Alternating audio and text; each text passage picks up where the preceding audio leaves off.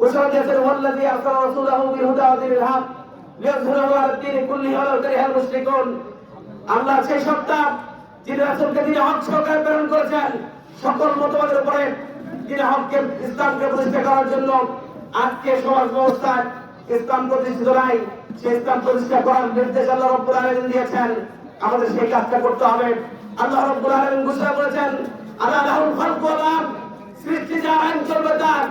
আজকে আমরা কি সৃষ্টি যার আইন তার কি চলতেছে? আল্লাহর সৃষ্টি, আমরা আমাদের সৃষ্টি করেছেন কে? আল্লাহ।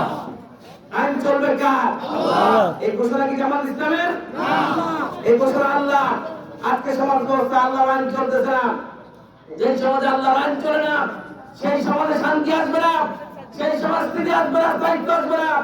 আজকে কয়েকদিন আগে মাগুরার যে ছোট্ট বোনটা যে মেয়েটাকে তুলে থেকে বিদায় করে দেওয়া হলো পাশাপাশি নির্যাতনের মধ্য দিয়ে, আজকে বাংলাদেশের আইন ব্যবস্থায় ধর্ষণের যে বিচার সেটা থাকতো, তাহলে সেই মাগুরার ছোট্ট আসিয়াকে পাশাপাশি নির্যাতন ছেড়ে দুনিয়া থেকে বিদায় নিতে হতো না, ঠিক কিনা?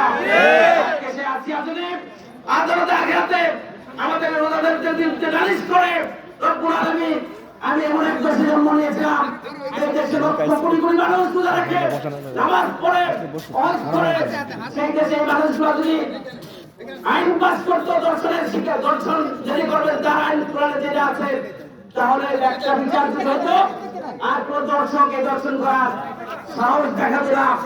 আজকে রব্বুল আলামিন এদের বিরুদ্ধে আমি নালিশ করলাম, সেই নালিশের মধ্যে আমরা কাঠগড়ায় দাঁড়াতে বাধ্য হয়ে যাবো কিনা?